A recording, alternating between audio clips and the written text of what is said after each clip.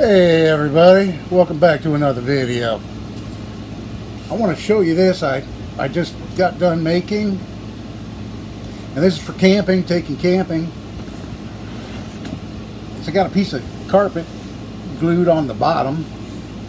I'll explain all that in a minute. I'll explain all that in a minute here. And then the top I painted. This is an old Samsonite briefcase. I found it at a thrift store for a couple of bucks.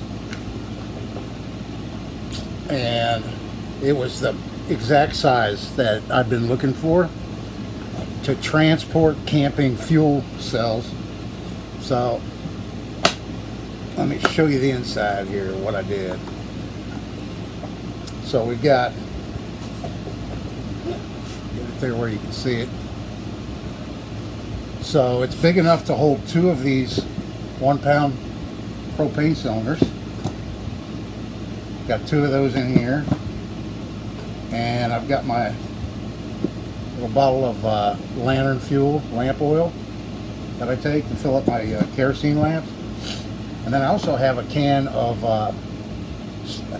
alcohol stove fuel that fits in there. And then this could be adapted for whatever fuel you take camping with you. If you use the these butane canisters, this will actually fit in there too. I've got a butane stove. That's what this is for. But I don't take it camping with me. I just use it for power outages, or that's what I have it for, is power outages. Haven't had to use it yet since I got it. Well, anyway, what I did, I just made, let me take these out so you can see better. I just really quick made some a wooden cradle out of some scrap cedar.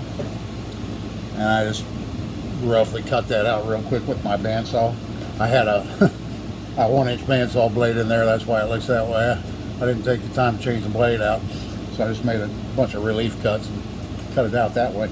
And then this is a two-sided sponge tape to give a little bit of sponge so it wouldn't be rubbing on the wood. But with this foam that I glued in here, it's really secure. It doesn't move, it doesn't budge one bit. And then what I did here, get it where you can see it. Looks kind of crude, but I drilled a series of holes here, and then I had a tube of caulking opened up, so I just used that to glue in a piece of window screen, fiberglass window screen, just to keep the wasps and bugs from coming into the holes, you know. And that's for ventilation, just in case one of these cylinders, something starts leaking or whatever, it's not trapped inside here. You know, it's able to exhaust out through those holes. I have them at the bottom because, you know, propane's heavier than air, so any gas, it's gonna go down to the bottom, not rise up. So that's why I didn't put foam in the bottom too, because it would have plugged the holes up and prevented any gas from escaping. On the propane cylinders, I bought a set of these a while back, and these are brand new cylinders. They've never been used, but I put these caps that have a rubber seal. I found these on Amazon. I'll put it in right here if I can find it. I'm sure they still sell them on there.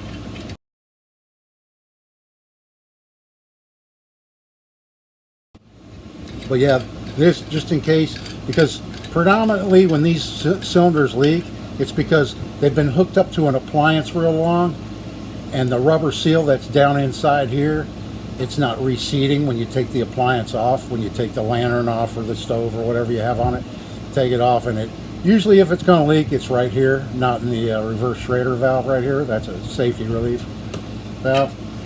And then I put these caps on, yep, and then if it does happen to have a leak, a slow leak or anything like that, that seals it right there. I should say that when you, if you're one of those that refill these, and I have refilled these before from a 20-pound cylinder with the adapter, you're not allowed to transport them. You're not supposed to transport refilled propane cylinders. Only new ones or used ones. If you refilled them at home, technically you're not supposed to transport those. So that's just a little safety thing that I'll throw in here in the video and let you know you do it at your own risk, but you're not supposed to. So then I painted the top a lighter color, because this thing is going to be setting up on the roof of the SUV, and that's what these are for. I've got 4 of these. These are little stainless steel pad eyes I bent and bolted, and they're bolted in here. Can't see it because of the foam now, but that I can run line through, or even a small strap or whatever. I'm going to use probably like 3/8 line to tie this up on the roof rack of the SUV.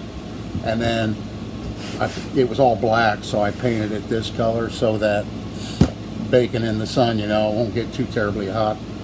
It'll get hot, because it always does in the sun, but I figured it won't get as hot if it's painted a lighter color. And that's like Rust-Oleum, that 2 times the coverage Rust-Oleum.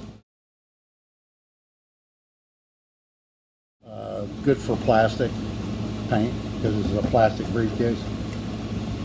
So, and then I put the carpet on the bottom just to keep the roof rack doesn't have those little runners up there. You know, it's just the painted surface of the roof. So that's just to help prevent it from scratching up the roof, you know, rubbing around up there, having that. Yeah, I made this for $2 and some scraps that I had laying around. And I don't like having propane inside the car, the SUV, and you should for sure never transport propane in the trunk of a car. That's the worst place you could possibly store or transport. You don't want to transport it in your trunk. You don't want to, if you have a small sedan or something, throw it on the back seat. Don't put it in the trunk where the fumes can build up. At least if it's in the car with you, you can roll the window down if you start smelling fumes, or you can pull over, you know, and get it out of your vehicle and stuff before anything happens. But yeah, you should never keep it in your trunk, transport it in your trunk, anything like that. In an SUV, yeah, when you're filling them up and you're bringing them home and all that. When you're going camping, sometimes you travel a long distance, you know. It might take you 2-3 days to get to your campsite, depending on where you're going.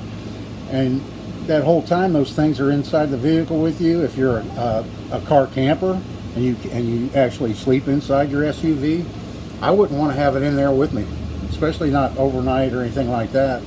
You know, I'd try to have it outside. Have one of those hitch racks that you can put in the back of your SUV, you know, on a 2-inch receiver hitch.